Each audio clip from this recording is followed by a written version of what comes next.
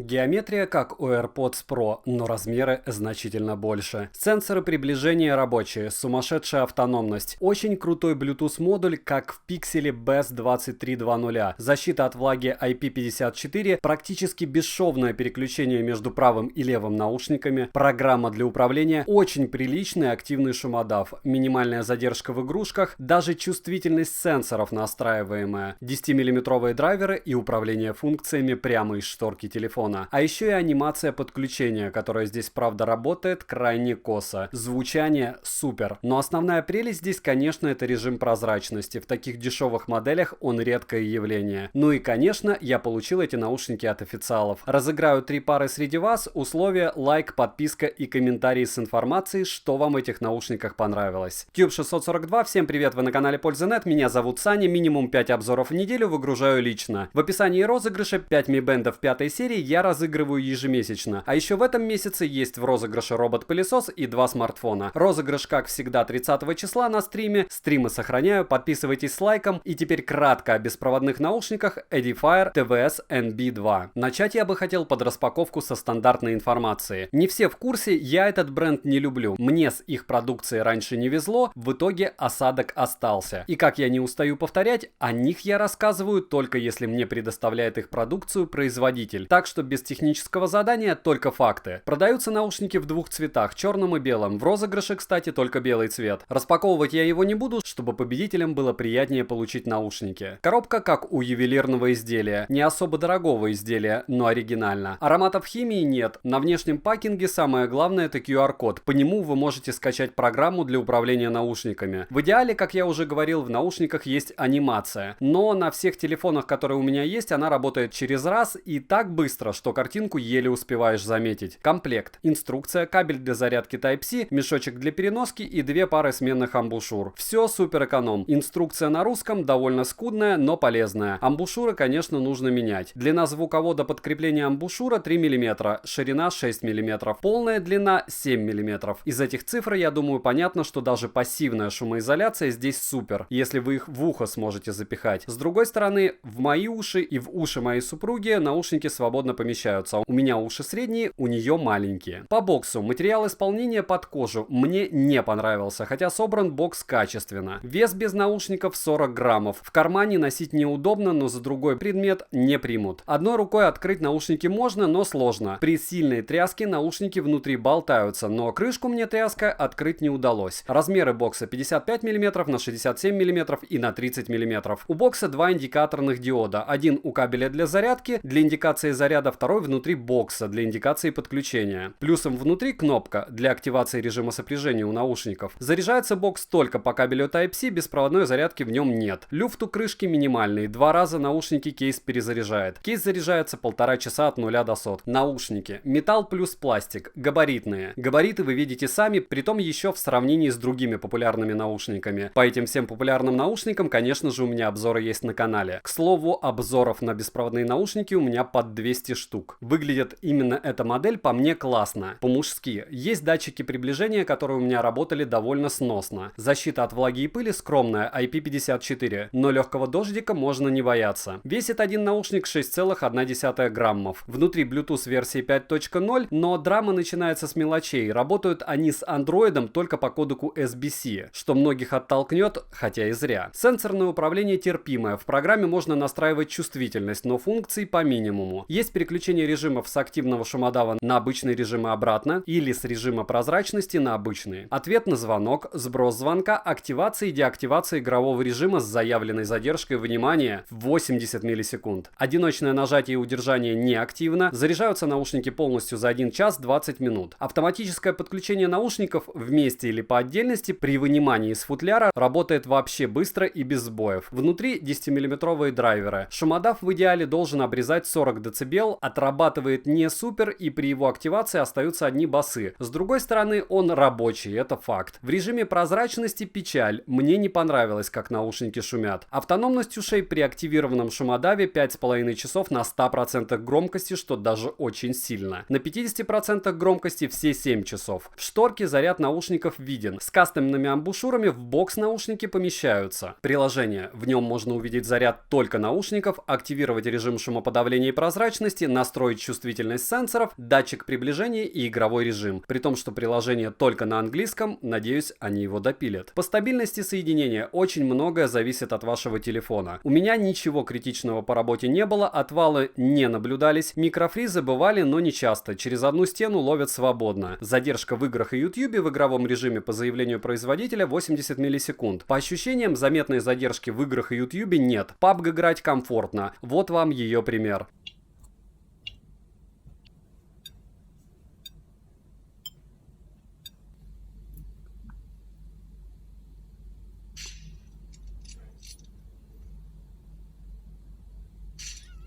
Микрофоны среднего качества для этой цены плохо, у анкеров были лучше, плюс они значительно дешевле. В правом верхнем углу вы видите ссылку на обзор данных наушников. Пример работы микрофонов Edifier TVS Band 2 можете послушать сейчас.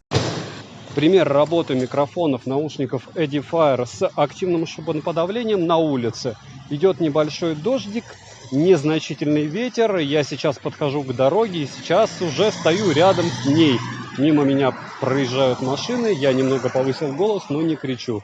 Примерно так вас будет слышать собеседник на улице в период вашего движения и движения рядом автотранспорта, как вот было сейчас. Сейчас машин нет, ветер еще больше утих. Пример работы микрофонов Edifier TVS NB2 в помещениях. В помещении акустика не очень хорошая, высокие потолки, мало мебели. Поэтому, если вы меня слышите сейчас более-менее потребно, значит в помещении разговор будет для вас комфортным с собеседником.